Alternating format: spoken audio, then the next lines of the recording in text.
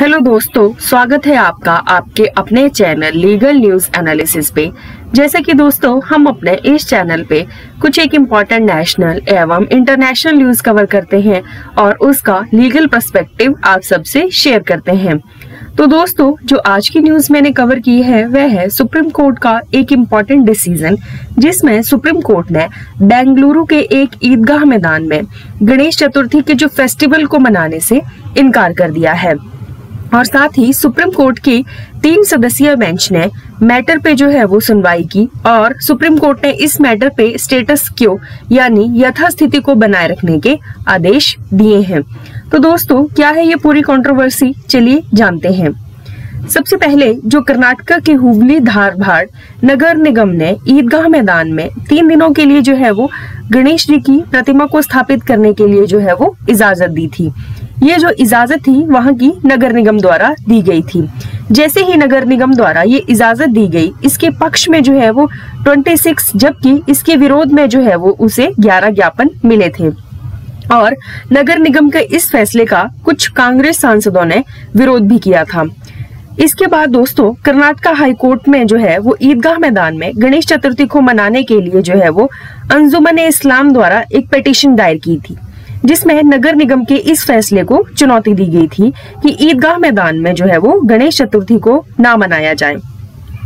इसके साथ साथ दोस्तों जैसे ही इस मैटर पे कर्नाटक हाई कोर्ट में सुनवाई हुई, इस मैटर को जो है वो जस्टिस अशोक किनागी के चैम्बर में रात 10 बजे जो है वो सुना गया। पेटिशनर अंजुमन-ए इस्लाम को ईदगाह मैदान में गणेश चतुर्थी के त्योहार को रोकने के लिए जो है वो अंतरिम राहत देने से जस्टिस द्वारा जो है वो इनकार कर दिया गया। कोर्ट ने ये भी कहा कि जो विवादित संपत्ति है उसका जो मालिकाना हक है वो धारवाड़ नगर पालिका का है और जो पेटिशनर है वह केवल एक जो प्लाट है उसका लाइसेंसधारी है और जिसके पास केवल रमजान और बकरीद पर नमाज अदा करने की ही अनुमति है। इसके साथ साथ दोस्तों कोर्ट ने पेटिशनर की इस बात को भी खारिज कर दिया कि जो लैंड है वो संपत्ति पूजा स्थल अधिनियम 1991 के अंतर्गत आती है, क्योंकि पेटिशनर द्वारा कोई भी ऐसा रिकॉर्ड पेश नहीं किया गया जिससे वो ये प्रूव कर सके कि जो संपत्ति है वो पूजा स्थल अधिनियम 1991 के अंतर्गत जो है वो आती है।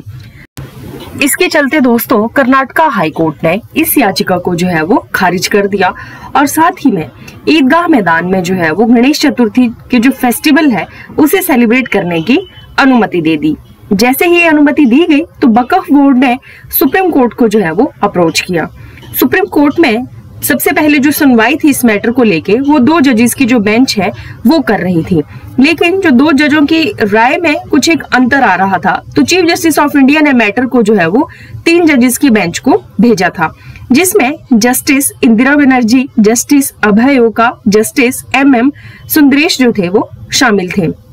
जब भी दोस्तों मैं आपके साथ जजेस के नाम डिस्कस करती हूँ तो आप अपनी कॉपीज में जो है वो ये नाम जो है वो लिख लिया करें, क्योंकि इन फर्दर GS के जो है वो इम्पोर्टेंट क्वेश्चन बनते हैं कि जो इस मैटर की सुनवाई में कौन कौन जो जजेस थे वो इन्वॉल्व थे। जैसे ही मैटर सुप्रीम कोर्ट पहुंचा तो जो सीनियर लॉयर कपिल सिब्बल ने इसकी तत्काल सुनवाई की जो है वो मांग की थी, क्योंकि हाई कोर्ट के इस आदेश के बाद जो है वो एक सांप्रदायिक तनाव जो है वो पैदा हो सकता था। जैसे ही हाई कोर्ट का ये बयान आया था उसके बाद ही ईदगाह के चारों ओर जो है वो पुलिस की काफी ज्यादा तैनाती कर दी गई थी।